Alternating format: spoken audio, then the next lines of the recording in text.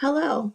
Today we are going to go over how to modify a Dropbox or a normal class assignment on Google Classroom with modified release conditions.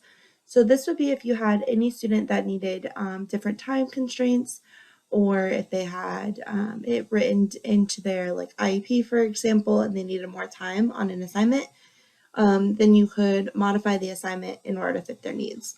So what I'm going to do to start is go to the classwork tab. I'm actually just going to go and create a new assignment just to kind of show you how easy this is. So I'm going to just title it work number 1 so that we can easily see it. So I want to, in order to modify this, I would have to go over here and click all students.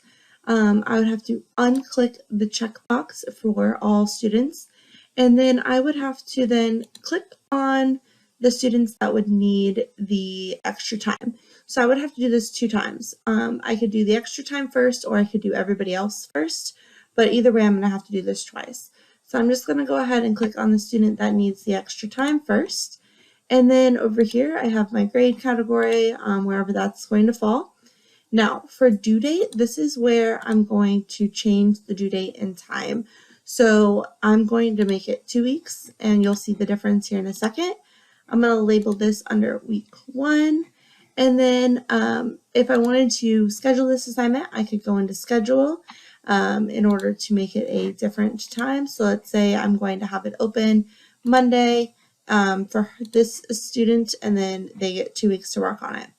So now the assignment is posted, and it may look like it's lost. I'm actually just going to go back to the stream over here, and it is going to, let's see, I put it in week 1 right here. So it's scheduled, so it's not going to show up in the stream yet for the students, but it's over here in week 1. Now what I can do is I can take this assignment, and I would have to, let's see if it'll let me on a normal one. I would have to copy the link. I would have to redo this whole assignment a second time. So you would have to copy and paste your work into the second assignment, or you can use this create and then reuse post, and then you would be able to see all of the postings, and I could click on work 1. Now, the only difference is if you wanted to create something that had different directions, because the student who needed the modifications may need different directions, then this is an easy way to kind of see the changes right away. I always want to make sure to notice this, create new copies of all attachments. If you do attach anything to your work, you're going to want that as well for this reuse tab. So now I have my same work copied again, and I'm going to go to all students, unselect all students again, and then select the students who did not need the modifications.